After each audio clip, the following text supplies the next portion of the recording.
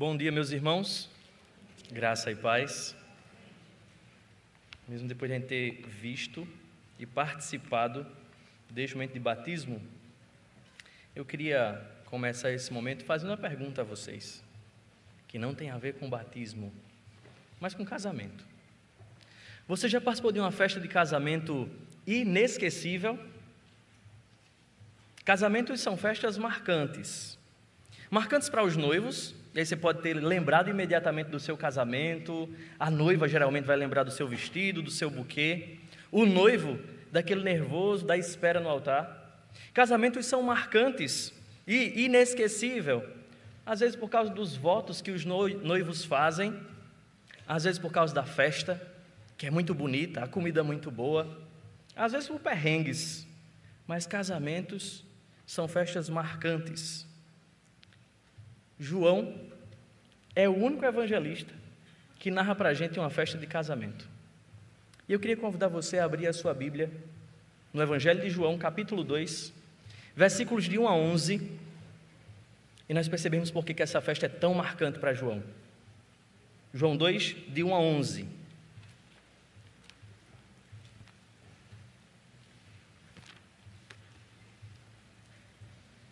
O texto diz assim: 3 dias depois, houve um casamento em Caná da Galileia, e a mãe de Jesus estava ali. Jesus também foi convidado com os seus discípulos para o casamento. Tendo acabado o vinho, a mãe de Jesus lhe disse: eles não têm mais vinho. Mas Jesus respondeu: por que a senhora está me dizendo isto? Ainda não é chegada a minha hora. Então ela falou aos serventes: façam tudo o que ele disser. Estavam ali 6 potes de pedra, que os judeus usavam para as purificações, e em cada um cabiam cerca de 100 litros.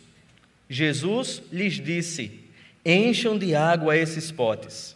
E eles os encheram totalmente. Então lhes disse: agora tirem um pouco e levem ao responsável pela festa. Eles o fizeram. Quando o responsável pela festa provou a água transformada em vinho, ele não sabia de onde tinha vindo, por mais que os serventes que haviam tirado a água o soubessem. Chamou o noivo e lhe disse: todos costumam servir primeiro o vinho bom, e quando já beberam muito, servem o vinho inferior. Você, porém, guardou o melhor vinho até agora. Assim, em Caná da Galileia, Jesus deu início a seus sinais. Ele manifestou a sua glória, e os seus discípulos crerão nele. Amém. Vamos orar mais uma vez? Muito obrigado, Senhor. Muito obrigado por essa manhã que é especial por ser manhã do dia do Senhor. Especial porque paramos os nossos afazeres, Senhor, e nos concentramos na adoração do Teu nome. Especial, Senhor, porque podemos nos reunir como povo do Senhor e sermos abençoados pela presença e bondade do Senhor enquanto Te adoramos. Aqui reunidos, Senhor, nós também desejamos, Pai, ouvir a Tua voz, ser instruído, Pai, pelo Teu Espírito, ter o nosso ânimo renovado, as nossas forças, Deus, aumentadas, a nossa fé fortalecida, Senhor. Por isso, diante do Senhor, nós abrimos a Tua palavra e lemos com esse anseio no coração, desejosos por ouvir a Tua voz. Por isso te pedimos, fala conosco, Senhor, por Tua palavra, em nome de Jesus. Amém. João está empenhado, comprometido com um propósito só. Como nós já vimos, João escreveu um evangelho diferente dos demais evangelistas. Como eu falei, só João narra este milagre, só João conta como aconteceu essa festa de casamento. E João tem um propósito que ele chega a demonstrar diretamente no capítulo 20, versículos 30 e 31.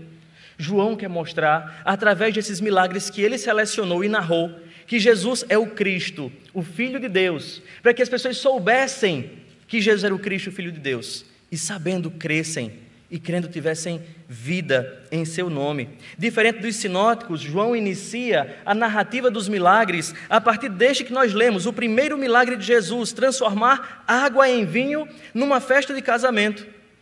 No Evangelho de João, nós vamos ver João chamar os milagres de Jesus de sinais, porque João tinha em mente o significado dessa palavra. Um sinal é alguma coisa, é um evento que aponta para algo além de si mesmo. O sinal é algo que não tem fim em si mesmo, ele aponta para outra coisa. E neste caso, estes milagres apontam para a pessoa de Jesus, como o Cristo, para que nós possamos compreender quem é a pessoa de Jesus Cristo, para que possamos ter noção, dimensão da obra que Jesus realizou. Um sinal é uma obra de poder, operada no reino físico, operada neste mundo, para ilustrar ou para apontar um princípio que opera no reino espiritual. O que acontece no reino da criação aponta para a esfera da redenção, diz William Hendrickson, falando a respeito da palavra sinal, aqui no Evangelho de João capítulo 2. O quarto evangelho narra 7 sinais. E é interessante João usar essa palavra por diversas vezes, para nos ensinar, para nos instruir, para nos fazer ver além do ocorrido. E João fala a respeito desses sinais, apontando para o fato de que Jesus é o Messias, o Cristo, o ungido de Deus. E João começa com esse que nós lemos aqui, a transformação da água em vinho. Mas ele narra também no capítulo 4, também em Caná da Galileia, a cura do oficial. Ele narra a cura do paralítico de Betesda no capítulo 5, a multiplicação dos pães e peixes no capítulo 6, o andar sobre as águas no final do capítulo 6. Ele fala da cura de um cego de nascença no capítulo 9 e da ressurreição de Lázaro. 7 sinais que João escolhe e narra para concorrer para aquele propósito, para mostrar que Jesus é o Cristo, para que vocês saibam que Jesus é o Cristo e, crendo, tenha vida em seu nome. Por isso eu reitero, nenhum desses sinais tinha um fim em si mesmos. Eles nos mostram que Jesus tem poder sobre o mundo natural, que ele não está sujeito às leis da natureza, mas essas leis ele as usa de acordo com a sua vontade. Esses sinais ainda nos mostram que Jesus tem poder para salvar pecadores, curar à distância e levantar prostrados, apontando para como ele é aquele que pode salvar pecadores, aquele que ama o seu povo, que atende às orações do seu povo. Eu reitero, esses sinais, acima de tudo, nos mostram quem é Jesus Cristo. O primeiro sinal, esse que nós lemos aqui no capítulo 2, versos de 1 a 11, o conteúdo do relato que nós acabamos de ler agora, não tem o objetivo de chamar a atenção para a circunstância. Por exemplo, João não nos diz quem é a noiva, quem é o noivo. João não nos diz qual é o cardápio da festa. João não está preocupado com aquela circunstância. Qual era o relacionamento daquele casal de noivos com Maria ou com Jesus. João também não visa aprovar o consumo de bebidas alcoólicas. João não quer autenticar a participação de cristãos em shows, em recreações ímpias, nem muito menos satisfazer aqueles megalomaníacos, aqueles que dizem, um milagrezinho desse, começar transformando água em vinho, desmerecendo o feito de Jesus. Não, tudo o mais permanece em segundo plano, porque Jesus é quem está em ênfase, Jesus é quem recebe a atenção dessa passagem, tudo mais é sombra. O sinal aponta para aquele que realiza, fica em destaque o poder da vontade de Jesus. Por um simples ato da sua vontade, ele transformou água em vinho. Eu queria nessa manhã considerar essa manifestação de poder. E eu queria chamar você para meditar junto comigo, a partir dessa passagem, sobre o tema, o poder da vontade de Jesus. E eu queria fazer 3 considerações a partir dessa passagem, a respeito do poder da vontade de Jesus. E eu queria olhar para os versículos 1 e 2 dessa passagem e entender que o poder da vontade de Jesus tem um alvo, tem um objetivo a ser alcançado. E a gente olha como João inicia essa narrativa. Ele começa a partir do que ele falou anteriormente, porque há pouco tempo, no final do capítulo 1, Jesus tinha tido um encontro com Felipe e Natanael, e havia se revelado a Natanael. O capítulo 2 começa fazendo referência deste encontro, dizendo, 3 dias depois, houve um casamento em Caná da Galileia, e a mãe de Jesus estava lá. Jesus também estava lá com os seus discípulos, porque foram convidados para o casamento. E é interessante a gente prestar atenção nessa passagem, nesses detalhes, porque 3 dias nos ajuda a localizar essa cidade, porque muitas cidades existiam com esse nome, mas de onde os discípulos estavam localizados até onde aconteceu aquela festa, provavelmente da Galileia para aquele lugar, levava-se 2 dias de viagem. E João faz uma conta bem direitinho, narrando um fato que de fato aconteceu. 3 dias depois, no 3º dia, Jesus e aquele grupo de discípulos chegaram num outro lugar. Jesus e os seus discípulos, e a gente fica pensando, quais discípulos? Provavelmente 6 dos discípulos que tiveram encontro com Jesus na passagem anterior. Nós vamos encontrar, talvez acompanhando Jesus aqui, Filipe e Natanael, sim. Nós vamos encontrar também Pedro e André, Tiago e João, estavam acompanhando Jesus, Maria também. Provavelmente naquela passagem eles foram convidados e eles chegaram àquele lugar. Dias de caminhada, eles chegaram à cidade de Caná da Galileia, especificamente. Se você já leu o Evangelho de João, vai saber que Caná da Galileia é a cidade natal de Natanael, aquele último chamado pelo Senhor Jesus Cristo. No capítulo 21, versículo 2, Jesus disse que Natanael, de Caná da Galileia, ele estava ali na sua terra natal, porque muitos questionam, por que eles estavam num casamento, por não identificar ninguém, como eu disse. Tudo isso está em segundo plano, porque João quer nos mostrar quem é o Cristo, o Filho de Deus, para que possamos crer e ter vida em seu nome. Caná da Galileia era um nome comum, e João faz questão de nos dizer aquele lugar para não restar dúvida. Ele define Caná da Galileia, e naquele lugar, naquela festa, naquela ocasião, estavam presentes algumas pessoas que João quer dar destaque. João nos diz que a mãe de Jesus estava presente. Eu acho interessante essa forma de João falar, e eu digo João, assumindo que é João, porque o autor não menciona nominalmente Maria em momento algum. Aliás, nessa passagem, somente Jesus é nominado. Nenhum dos discípulos recebe um nome, ou é descrito o seu nome. Ninguém é nominado, somente Jesus. E provavelmente, essa Maria, ou a mãe de Jesus, era tia do autor, que o autor é filho de Salomé, Salomé provavelmente irmã de Maria, e alguns conjecturam que Maria era um ajudante nessa festa, o que justificaria o fato de ela ter essa informação privilegiada, porque não são todos convidados na festa que ficam sabendo dos perrengues que acontecem numa festa, mas somente aqueles que têm proximidade, ou estão intimamente ligados à atividade, à organização. Por isso alguns conjecturam que Maria era uma servente, alguém que estava coordenando o serviço naquela festa. Mas João também não deixa de mencionar que os discípulos estavam presentes, porque aquela festa não era para eles, mas o principal acontecimento daquela festa visava aquele grupo ali presente. Ele não diz o nome dos presentes, mas juntamente com Jesus, provavelmente 6 daqueles estavam ali, Pedro e André, como já disse, Tiago e João, Filipe e Natanael, e assim é construído para nós esse cenário.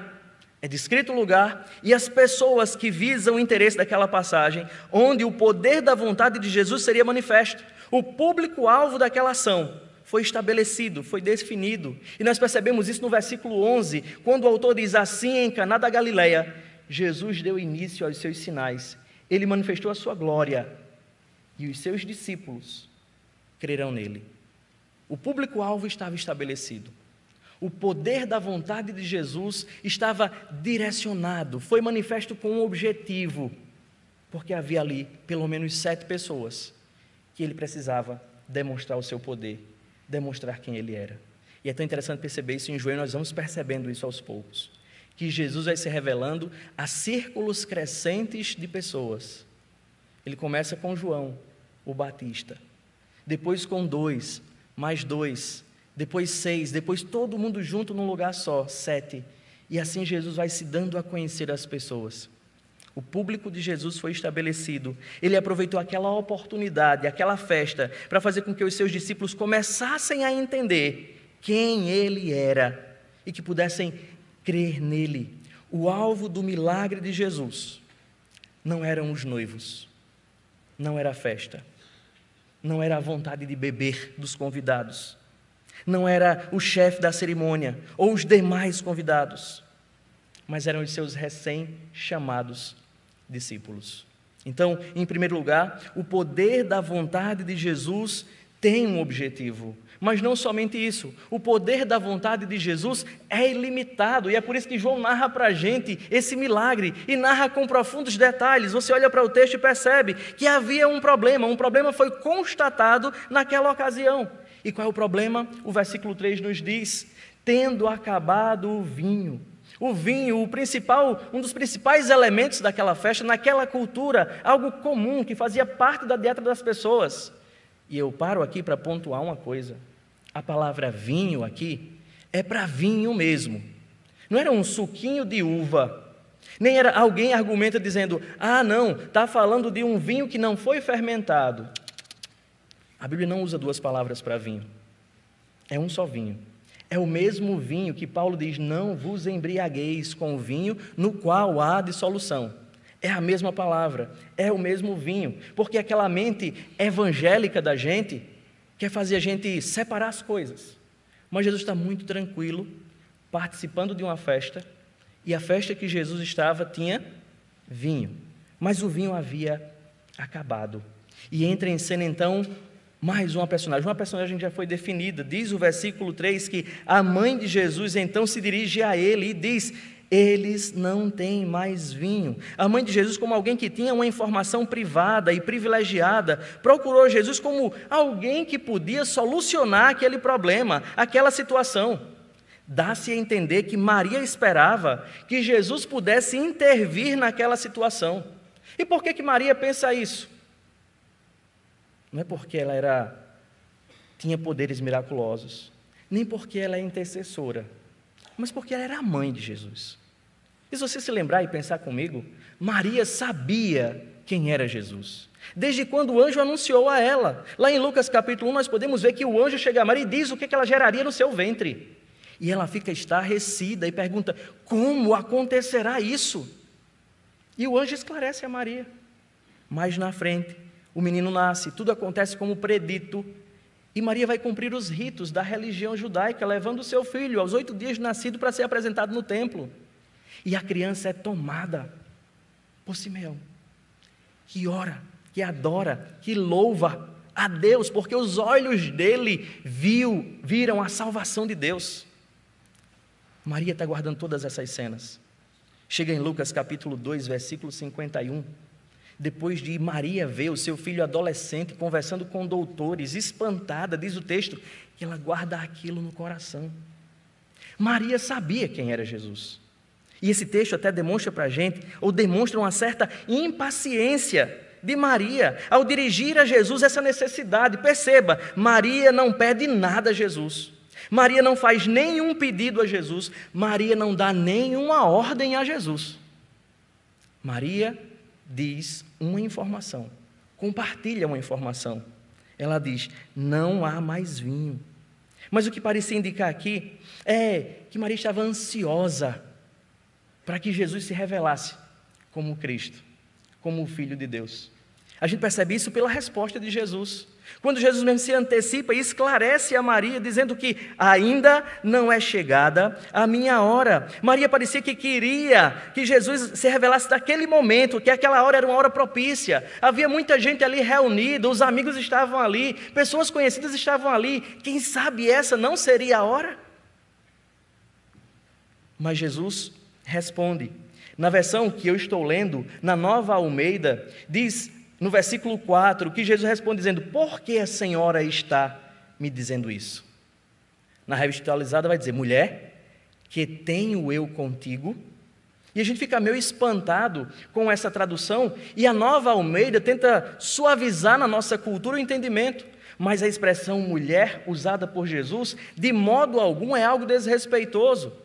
É um pronome de tratamento usado naquele contexto e uma forma de ser tratada respeitosamente as pessoas. Então, Jesus não foi desrespeitoso, embora não pareça isso em nossas traduções, mas Jesus tratou a sua mãe com respeito e honra, porque nós olhamos para ele, nós esperamos o quê de Jesus? Alguém que não tinha pecado. Poderia ser alguém que desonraria seus pais? Uma mãe desonrada agiria com silêncio e omissão naquele contexto?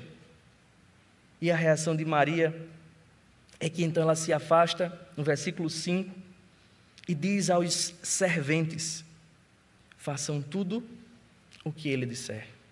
Nós não vemos uma mãe ofendida, mas nós vemos uma mãe que entendeu a resposta de Jesus. E o que Jesus disse na sua resposta?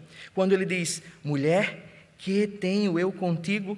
Jesus está dizendo: mulher, o que você tem a ver com a minha missão? Mulher, o que você tem a ver com o propósito da minha existência? Mulher, o que você tem a ver daqui para frente? Ele está lembrando a mãe. A fala de Jesus enfatiza também que Maria deveria começar a vê-lo, não mais como o seu filho, mas deveria começar a vê-lo também como o Senhor, como Cristo, como o Salvador, que aquela relação de mãe e filho deveria agora ganhar um lugar maior. Ela deveria estar vendo em Jesus a pessoa do Cristo, do seu Salvador, para que quando o seu filho fosse ultrajado, maltratado, ela entendesse e sofresse menos com aquelas circunstâncias. Minha hora ainda não chegou. Do que Jesus está falando? Ele sempre agiu consciente. É o que nós aprendemos com essa fala. Jesus estava ali sob sugestão das pessoas ou pressão pública. Ele sabia a hora determinada pelo Pai, que ele realizaria a sua obra, a sua tarefa, a tarefa que o Pai havia lhe confiado na hora determinada pelo Pai. Ele agiria como agiu. E perceba que ele tinha consciência da hora, quando essa hora chegaria. Folheie sua Bíblia junto comigo e vá no capítulo 7 do Evangelho de João. E você vai perceber isso. No capítulo 7 de João, no versículo 6, Jesus fala dessa hora, quando ele diz: então Jesus lhes disse: o meu tempo ainda não chegou, mas para vocês qualquer tempo é oportuno. Ele diz ainda no versículo 8: vão vocês para a festa, eu não vou, porque o meu tempo ainda não se cumpriu. Você vai ver um Jesus que agia dentro do plano que Deus havia estabelecido. Um Jesus que tinha segurança nas suas ações. No capítulo 7, versículo 30, nós vamos encontrar Jesus falando do seu tempo, quando ele diz: então quiseram prendê-lo, mas ninguém lhe pôs a mão, porque a sua hora ainda não havia chegado. Nós vamos andar mais para frente no texto do Evangelho de João e chegar no capítulo 13. Tem outras passagens mais, mas no capítulo 13, versículo 1, Jesus diz, ou João narra: antes da festa da Páscoa, sabendo Jesus que era chegada a sua hora de passar deste mundo para o Pai, tendo amado os seus que estavam no mundo, amou-os até o fim. E chegamos então ao capítulo 17 de João, na oração sacerdotal de Jesus. 17, 1, Jesus diz, ou João registra: depois de dizer essas coisas, Jesus levantou os olhos ao céu e disse: Pai, é chegada a hora. Jesus sabia a hora certa de agir. Não era a pressão externa, não era a ansiedade de Maria, não era a pressão pública, nem o desejo dos seus apóstolos que o levaria à precipitação ou a agir por pressão. Jesus agiu no tempo determinado pelo Pai. Sua hora era o clímax da sua missão. A sua hora, sim, era a hora do seu martírio, do seu sacrifício, da conclusão de tudo o que ele viera para fazer. Ele sabia a hora certa. E Maria sentiu que a resposta indicava a prontidão de Jesus. Maria respeitou as palavras de Jesus. E o sinal disso é que ela se retira da cena. Mas para fortalecer aquele argumento de que ela era alguém que estava participando do serviço daquela festa, ela olha para os empregados que estão presentes ali, se retirando da cena, e dá um mandamento, uma ordem: façam o que Jesus disser. Tem muita gente hoje mariólatra, não sei se você entende essa expressão, que idolatra Maria, que venera Maria, e que tem desejo de obedecer a Maria. Eu digo: se você quer ser obediente a Maria, todo mundo diz isso desse versículo, obedeça dizendo, ou a essa ordem: faça o que Jesus disser. Porque esse é o desejo do coração dela. Nós lemos do seu cântico. Ela se reconhece como alguém que precisa de Salvador. Ela se reconhece como alguém que precisa de salvação e que encontra isso em Deus, o seu Salvador. E nessa cena então Maria sai, porque agora é o ápice do texto. João quer mostrar que de fato Jesus é o dono daquele poder ilimitado. E os versículos de 6 a 10 inicia-se o processo, inicia-se a narrativa de algo esplendoroso, espantoso, tremendo, grandioso, glorioso. O versículo 6 diz para a gente que estavam ali 6 potes, na versão revista atualizada, 6 talhas de pedra, que os judeus usavam para a purificação, e cada uma delas cabiam, na sua versão, 3 metretas, mas aqui vai dizer 100 litros, eram 6 potes grandes, que todos os judeus piedosos guardavam, a maioria deles, em suas casas. Porque o versículo 6 vai dizer para a gente, em cada um cabiam cerca de 100 litros, eram potes que eram usados para a água da purificação. Os judeus tinham costumes, por exemplo, sempre da lavagem de mãos, do lavar-se, do purificar-se.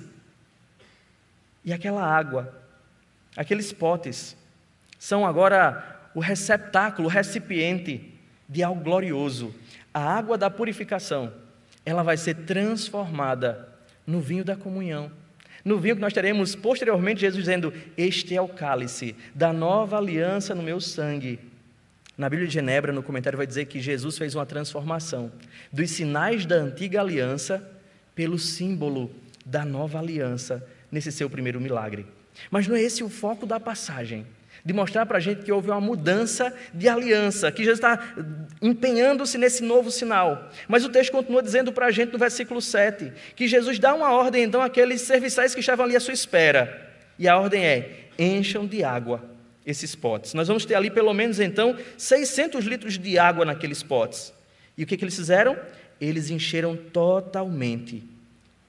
E ele lhes disse, agora tirem um pouco e levem ao responsável pela festa. Pare e perceba o poder, a vontade poderosa do Senhor Jesus Cristo. Como esse poder é ilimitado na expressão desses versículos. Não houve qualquer interferência física de Jesus na realização desse milagre. Não houve qualquer manipulação de substância, não houve galhos, não houve incensos, não houve corantes, não houve folhas, não houve nada, houve um milagre. Não houve manipulação, não houve qualquer ordem, qualquer palavra dita, intercessão ao Pai, qualquer pedido. Ele simplesmente desejou que houvesse uma mudança, e a mudança aconteceu. Ele simplesmente desejou no seu íntimo que toda aquela água fosse transformada em vinho, sem necessidade de qualquer mover, de qualquer palavra, de qualquer piscadela. A mudança aconteceu. O versículo 8 vai mostrar ainda para a gente que a água foi imediatamente transformada, e a ordem é: tirem dessa água e levem ao responsável, o mestre-sala, como diz na revista atualizada, para que ele possa provar a água transformada em vinho. E ele não sabia de onde o vinho tinha vindo, por mais que os empregados soubessem que haviam tirado a água. E ele chama então, ao provar o vinho, o dono da festa. E alguns pensam que o dono da festa está sendo chamado à atenção, mas na verdade está havendo um espanto por parte daquele mordomo, daquele gerente. Ele disse: como pode? Geralmente o bom vinho é servido no início, e o vinho de menor qualidade é servido no final. Ele não está falando que as pessoas estavam embriagadas e iam beber qualquer coisa, não. Ele está dizendo que as pessoas já tinham bebido o suficiente para que o paladar delas não percebessem mais a diferença.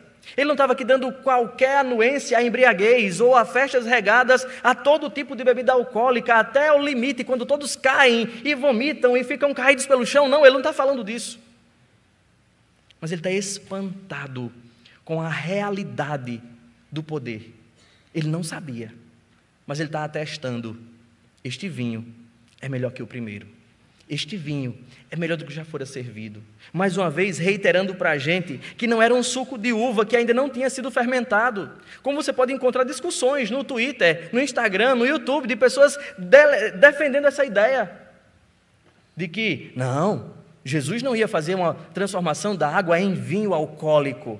Ele ia transformar a água em suco de uva, porque ele não era um beberrão, porque ele não ia defender a bebida alcoólica. Irmãos, essa mentalidade está longe do que o texto quer ensinar para a gente. A gente está vendo aqui, no versículo número 10, que o vinho que fora servido, depois da intervenção do poder infinito do Senhor Jesus Cristo era que o vinho era o melhor vinho que aquele especialista já havia bebido. O poder da vontade de Jesus é ilimitado, e isso é demonstrado neste grande feito do Senhor, diante dos seus discípulos, diante da sua mãe, diante de todos aqueles convidados daquela festa. A gente olha para esses versículos de 6 a 10 e nós podemos dizer assim: que demonstração de poder. Por que eu posso dizer isso? Por mais que muitos diminuam e pensem, tipo, água em vinho?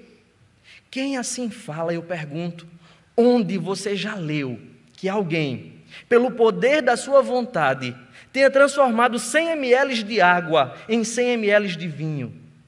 Eu posso dizer sim, que poder tem este homem, que sem manipular as mãos, sem pronunciar palavras, sem piscar os olhos, ele desejou, e aquela substância mudou de natureza, da água para o vinho. Nós não lemos em nenhum lugar na Bíblia algum profeta ou algum apóstolo que tenha feito algo segundo esse padrão, sem qualquer oração, sem qualquer pedido, sem qualquer movimento. Jesus faz as obras poderosas, pelo poder da sua vontade. Por quê? Porque Ele é Deus. Porque Ele é o Verbo que se fez carne e que viveu entre nós, cheio de graça e de verdade, e vimos a sua glória, glória como do unigênito do Pai. Jesus é o próprio Deus entre nós. Ele fez com que, sem necessidade de seu toque físico, sua presença ou palavras, seu poder é ilimitado, nada é impossível a Jesus. E o relato mostra para a gente, o poder da vontade de Jesus não tem limites. Ele age como quer e quando quer. E você pode perguntar, para quê? E vai perceber, o poder da vontade de Deus tem um alvo. Naquela ocasião, aquelas pessoas. O poder da vontade de Jesus é ilimitado. As leis da natureza, as substâncias, não limitam o poder da sua vontade. Mas em terceiro lugar, nós olhamos para essa passagem e nós aprendemos também que o poder da vontade de Jesus alcança o seu objetivo. Ele não age aleatoriamente, ele age propositadamente, e ele alcança o seu propósito, ele atinge o seu objetivo. O versículo 11 fecha a nossa passagem dizendo que assim, dessa forma, transformando água em vinho durante aquela festa de casamento em Caná da Galileia, Jesus deu início aos seus sinais, ele manifestou a sua glória e os seus discípulos creram nele. Nós vamos perceber que Jesus tinha um objetivo nas suas ações e ele alcançou os seus objetivos. Aquela foi a forma escolhida pelo Filho de Deus para, cronologicamente falando, iniciar os seus sinais.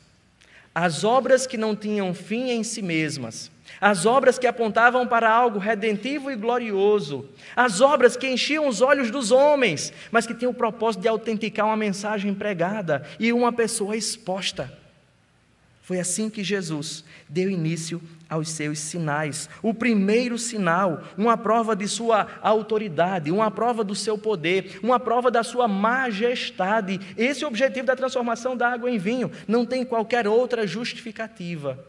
Era o início dos sinais. Mas não somente isso. Foi a forma que Jesus escolheu para manifestar a sua glória. Todo o resto, como eu disse lá no começo, ficou em segundo plano. Não sei se a noiva estava bonita. Eu não sei se a música estava boa. Eu não sei o nome dos noivos, a relação do parentesco.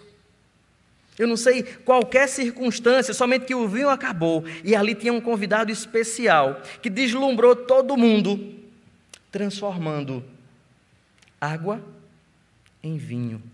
E João disse para a gente, toda a atenção, João faz isso acontecer nessa passagem, toda a atenção se volta para uma pessoa só, para a pessoa do Senhor Jesus Cristo. O deslumbramento, a contemplação daquele evento fez com que aqueles que estavam ali, o poder de Deus transformasse, o poder de Deus tocasse o coração daquelas pessoas. Aquelas 7 pessoas, pelo menos, presentes naquela situação, que viram aquela transformação. Nós vamos ver ali o deslumbramento e a contemplação daquele evento. Foi aquele homem poder transformar água, muita água, em vinho. Muito vinho. O poder da vontade de Jesus alcança o seu objetivo. Porque nós vamos ver que as pessoas foram abençoadas pelo milagre de Jesus. Mas diz o final do versículo 11: seus discípulos crerão nele. Mas só 7.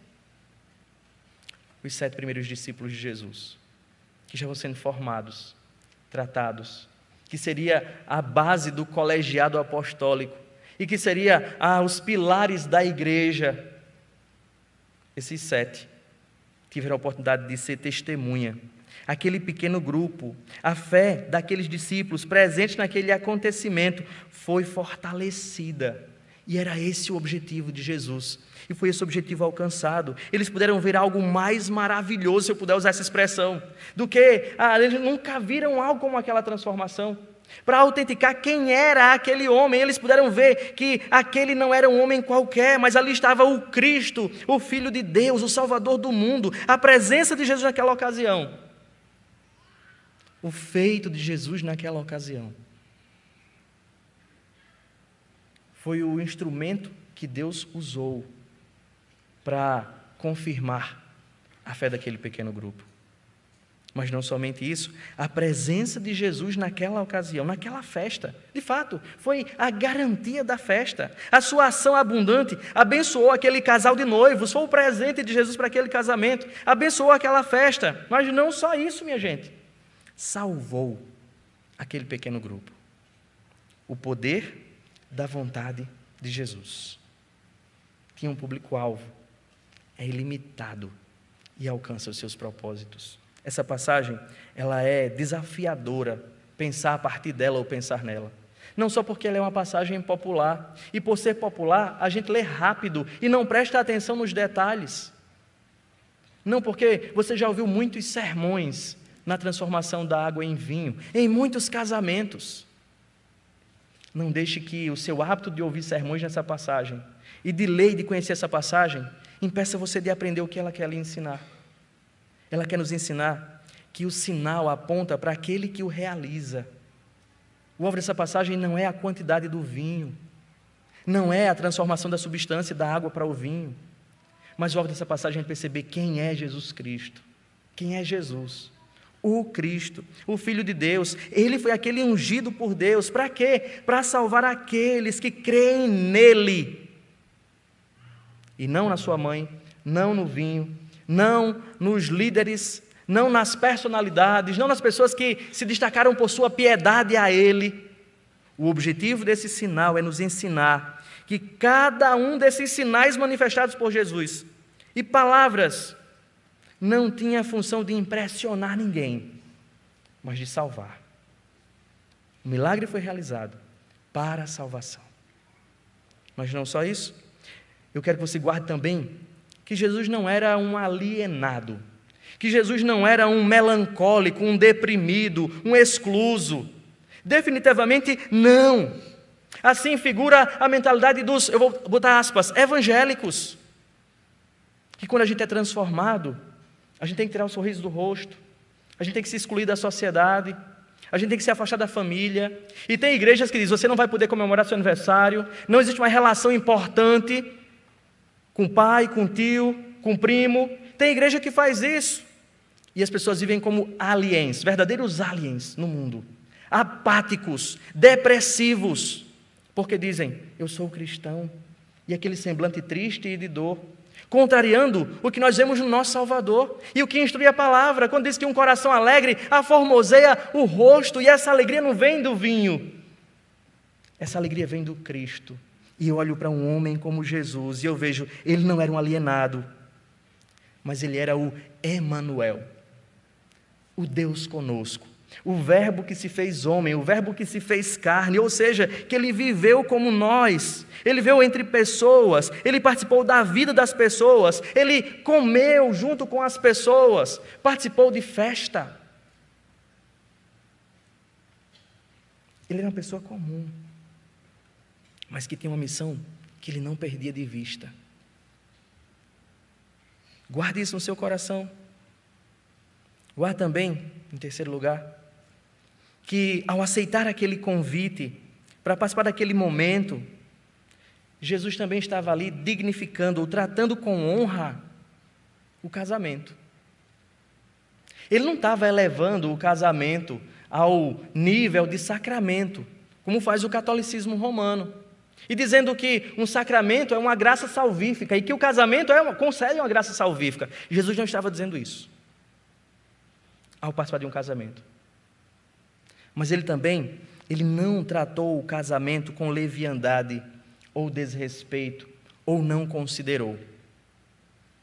Nós vemos que é algo que ele simplesmente honrou. Ele honrou aquela ordem estabelecida por Deus lá na criação. O casamento deve ser digno de honra no meio do povo cristão.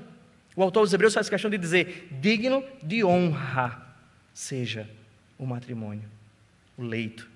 Nós precisamos, irmãos, entender que o fruto da nossa época, sim, é o do descompromisso, do desrespeito, e as pessoas não tratam com o devido temor o que Deus instituiu na criação, e que é uma figura maravilhosa do relacionamento entre Cristo e a igreja. Jesus participou de um casamento, mostrando a consideração por aquele fato, a consideração por aquele acontecimento. Então, guarde no coração olhar para esse milagre que João deixou aqui registrado com um propósito. Saiba que Jesus é o Cristo, mas olhe que ele é um homem comum e que ele viveu uma vida comum. Mas tem muito mais a aprender nessa passagem. Tenha paciência comigo. Em quarto lugar, ele não ordenou, ao transformar a água em vinho, ele não ordenou o uso desordenado de bebida alcoólica. Ele não ordenou a participação desordenada de cristãos em shows e festas diversas e diversões frívolas. Ele não estava dando ali a anuência para você ir para a festa que você quiser e participar das promiscuidades que existem no mundo, porque Jesus participou de uma festa. As leituras equivocadas feitas dessa passagem e leituras desonestas desse texto têm sido feitas por alguns para justificar os seus excessos e os seus pecados, para tomar os seus copos sorrindo e sem nenhum temor e dizer: Jesus também bebia. Não faça essa leitura, porque não é esse o foco da passagem. Jesus viveu uma vida alegre, ele viveu uma vida comum. Ele passou das festas familiares, de festas que eram devidas, de festas que foram dignificadas por sua presença. Mas ele não está autenticando a sua ida na balada. Ele não está autenticando a participação de crentes em shows promíscuos, em diversões frívolas, em embriaguez e bebedeiras. Então leia o texto com atenção, para não cometer excessos e agir de um modo desonesto e impiedoso. Quinto, essa passagem também é um encorajamento. É um encorajamento a um ver cristão coerente, piedoso e público. Precisamos externar a nossa piedade na vida comum. Chega daquele pensamento legalista, daquele pensamento, vou dizer, cretino, de que crente não pode isso, crente não deve aquilo, crente não faz aquilo outro. A gente vai começando a criar regras para a vida uns dos outros. E que não é isso que Jesus está fazendo aqui nessa passagem. O cristão não é uma pessoa alienada, triste ou melancólica, como eu já disse aqui, mas o cristão é alguém alegre. E não é porque está numa festa ouvindo músicas e com gelo seco e luzes.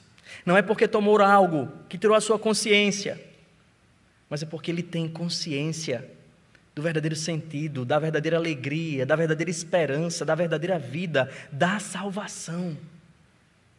E é por isso que é uma alegria indizível, como cantávamos antigamente, que não depende das circunstâncias, mas do amor do Senhor, do seu grande amor. E a canção dizia: não me guio por vistas, alegre estou. Por isso que essa passagem é um desafio para a gente, a sermos coerentes com aquilo que nós cremos, em qualquer lugar, seja qual for a circunstância, vivamos como cristãos. Paciência. Sexto, essa passagem ensina que nós devemos tratar o casamento com dignidade. O casamento é uma condição de honra, instituído por Deus na criação e simboliza a união de Cristo e a igreja. Casados, honremos e trabalhemos para vivermos bem como casados, para desempenharmos o nosso papel de marido, daquele que ama a esposa como ao próprio corpo e está disposto a dar a vida por ela. E esposas, fujam da mentalidade pós-moderna, do seu empoderamento e do seu poder, e lembre-se do que diz a Escritura, que não diminui o que você é, mas que te dignifica como criatura de Cristo, de Deus. Qual é a missão da mulher? Eu não tenho medo de dizer, porque eu creio na Escritura, é ser submissa ao próprio marido, como a igreja é submissa ao Cristo. E ele não está falando que o seu ser é diminuído por uma missão que você desempenha. Nós olhamos para Provérbios e vemos o louvor à mulher que entende o seu papel e o desempenha com dedicação e piedade. E o provérbio diz, essa é a mulher que deve ser louvada. Não é a que vai bem na sua carreira profissional e não teve filhos para não estragar a carreira. Não é a mulher que ganha mais que o marido e não diz a ele quanto ganha. Não é a mulher que faz questão de ser maior do que ele, do que o homem. Leia Provérbios 31. Perceba que é a mulher que teme ao Senhor, que vive como mulher que teme ao Senhor. Nós olhamos para cá e vê o casamento, é essa condição honrosa, essa parceria complementar de homem e mulher, criados por Deus para este fim, e deve ser algo tratado com respeito, porque carrega um símbolo glorioso. Ambos representam em seus papéis Cristo e a igreja. Pense a respeito disso. Corrija as motivações do seu coração dentro do seu relacionamento. Noivos e noivas, aprendam em tempo, porque aprendendo essa receita para a gente ficar blindado ou menos suscetível a conflitos, quando cada um entende o seu papel e desempenha bem o seu papel. Jovens que pensam em namorar e casar, olhem para as futuras namorados e namoradas, procurando essas pessoas dispostas a honrar o Senhor no casamento. 7. Para terminar, essa passagem desafia a incredulidade do coração humano. Para isso que ela está aqui. É porque os corações são incrédulos, os corações são duros. E essa passagem desafia a crer, a entender que Jesus não é um homem que tem um conhecimento especial. Ele desafia você que Jesus é o Filho de Deus, o Cristo, o Salvador. O mesmo poder demonstrado nesse milagre é exercido em favor daqueles que confiam em Jesus, sem a necessidade de qualquer gesto, qualquer palavra mágica, qualquer toque ou da presença física. Jesus salva os seus eleitos por sua vontade, pelo poder da sua vontade, e isso é suficiente para tirar o homem das trevas para o reino do Filho, para o reino dele mesmo. Então não viva ansioso, e essa ansiedade é provocada por essa mentalidade, mais uma vez, aspas, evangélica, que acha que você tem que ter uma experiência espiritual, que você tem que ver alguém materialmente, que você tem que ter um toque de Jesus. Não há necessidade disso. O poder da vontade de Jesus é suficiente e é capaz de transformar totalmente todo aquele que o Pai dá a Ele. Por isso, o seu desafio aqui nessa manhã, diante dessa passagem, são todos esses que eu enumerei. Mas se você não conhece o Senhor Jesus Cristo como Cristo e Salvador, essa passagem desafia a sua incredulidade, desafia você a crer em Jesus, a abrir o coração e dizer, Senhor, faz morada em mim, a recebê-lo, como diz João no capítulo 1, versículo 12, a todos quantos o receberam, deu-lhes o poder de serem feitos filhos de Deus, a saber, os que creem. O desafio para o incrédulo é crer. O desafio para o ímpio é se submeter. E esse texto desafia o seu coração a abrir mão de você mesmo e entregar-se totalmente àquele que pode salvar totalmente. E eu queria encerrar dizendo que casamentos, de fato, são festas marcantes. Mas o que garante a alegria abundante é a presença do Senhor Jesus Cristo. Que Deus tenha misericórdia de nós. E que essa passagem cumpra o propósito de nos levar à fé, de crer que Jesus é o Cristo, e crendo, desfrutemos da vida que há em seu nome. Feche os seus olhos. Avalie em seu coração como você tem vivido a sua fé diante de Jesus Cristo. Você tem sido alguém piedoso e comprometido, independente das circunstâncias? Alguém que vive publicamente a sua fé, independente do contexto? Ou você é alguém licencioso, que usa de justificativa da sua salvação para dar lugar à sua carne? Jesus foi alguém coerente.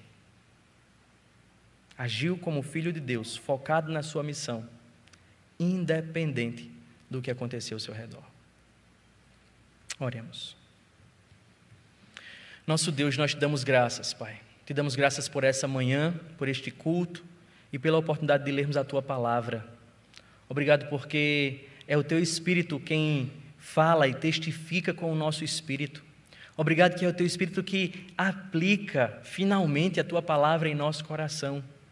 Mas aqui nós queremos, Pai, dentro do que for exposto, pedir a Tua ajuda, Senhor, para que os nossos olhos não percam de vista o alvo e nós não venhamos nos maravilhar, Senhor, com as coisas terrenas, com os poderes miraculosos, mas que possamos, Deus, nos extasiar e estarmos satisfeitos e contemplarmos a Tua glória e nos satisfazermos com a Tua pessoa, com a Tua obra, Senhor. Ó Pai, e que esses pontos levantados a partir dessa leitura aqui feita, Senhor, possa ser o desafio das nossas vidas, Senhor. Que sejamos encorajados, Pai, encorajados a viver essa fé, essa piedade publicamente, a vivermos um casamento, Senhor, respeitoso e a honrarmos ao Senhor em nosso casamento, Senhor. A buscarmos no Senhor a alegria dos nossos relacionamentos. Ó Pai, nos encoraja a vencer, Senhor, todos os dias os nossos pecados e a luta no nosso próprio coração, Senhor, para escolhermos sempre o que agrada ao Senhor. Abençoa a Tua igreja, Senhor. Abençoa aqueles que porventura estão ouvindo aqui nesta manhã ou posteriormente a Tua palavra, que desafia a incredulidade, que possam ser tomados por fé e movidos, Senhor, pela fé dada pelo Senhor, possam, Deus, crer. Abençoa a Tua igreja, sustenta o Teu povo, que nós possamos continuar esperando a Tua glória, Senhor, esperando a manifestação final do Senhor, aquele glorioso dia, quando não mais sofreremos, Deus, com as interferências da carne ou do pecado, mas seremos totalmente entregues ao Senhor. Ó Deus, abençoa o Teu povo, em nome de Jesus.